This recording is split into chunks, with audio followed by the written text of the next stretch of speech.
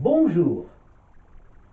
Œuvre de Ferdinand Arnaudin, construit en 1905, le pont transbordeur, emblème de Marseille, formidable attraction pour la population et symbole de la modernité, rythma pendant 40 ans la vie quotidienne des Marseillais.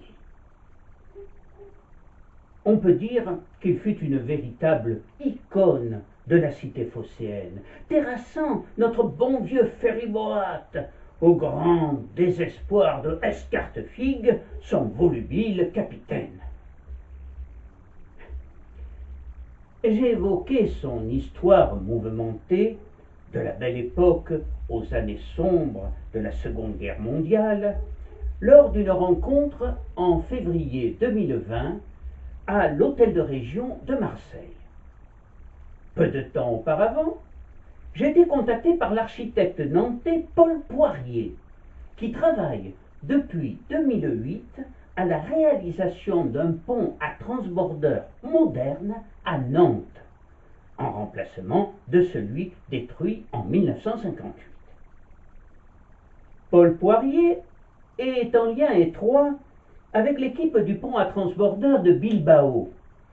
Il s'efforce, avec ses homologues, d'obtenir le classement de l'ensemble des ponts à transbordeur, moins d'une dizaine, au patrimoine mondial de l'UNESCO, comme celui de Buenos Aires, de Warrington, au Royaume-Uni, ou en France, celui de Rochefort, classé monument historique en 1976 et actuellement en cours de restauration. En 2013, année de Marseille, capitale européenne de la culture, il présenta un projet de pont transbordeur aux responsables de la ville. Il m'a demandé si je pouvais annoncer aux Marseillais que, grâce à l'appui du conseil régional et de son président Renaud Muselier, ce projet était en bonne voie en raison du résultat positif de l'expertise produite et du fait qu'un sondage démontre que les Marseillais sont favorables à 80% à ce projet. Ce que j'ai fait, et cela a semblé réjouir le public dans son ensemble. Depuis quelques semaines, beaucoup de sympathie et d'attention sont portées au projet de Paul Poirier, un peu, précise celui-ci, comme on attend un nouveau-né. Ce nouveau pont transbordeur, à l'architecture moderne et audacieuse, redynamisera le centre-ville, désencombrera le vieux port et apportera de l'emploi et de l'attractivité. Marseille redeviendra le plus beau théâtre urbain du monde.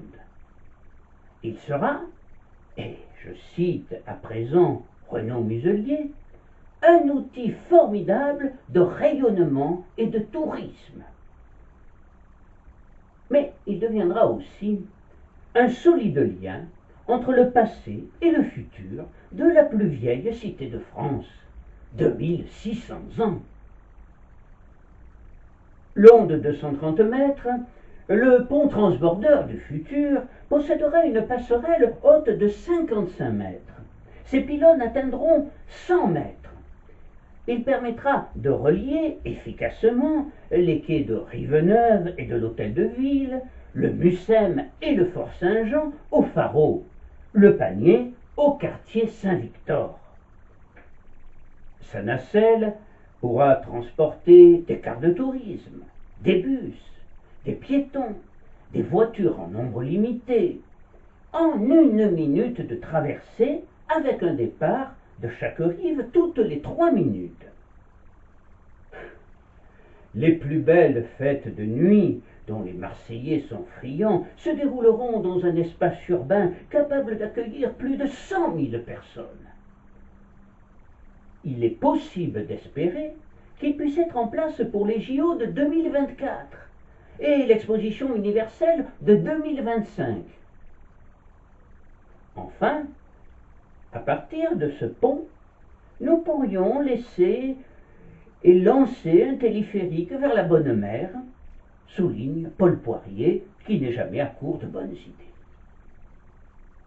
Ce nouveau transborder devrait être construit avec un béton performant, le BFUHP, béton fibre ultra haute performance, issu de la recherche française et utilisé par Rudy Ricciotti dans l'édification du Mucem.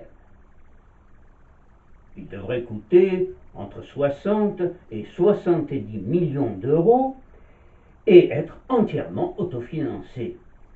Le droit de passage n'excéderait pas 1 euro. Paul Poirier m'a indiqué par ailleurs qu'il était en contact direct avec les descendants de Ferdinand Arnaudin, et ceux-ci se réjouissent naturellement à l'idée de voir une suite à la saga familiale.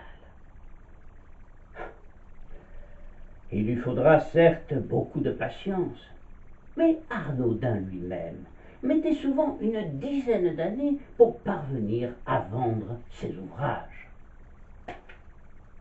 Ainsi, à plus ou moins longue échéance, notre mythique pont transborder a-t-il toutes les chances de renaître sous nos yeux, tel le phénix qui renaît de ses cendres?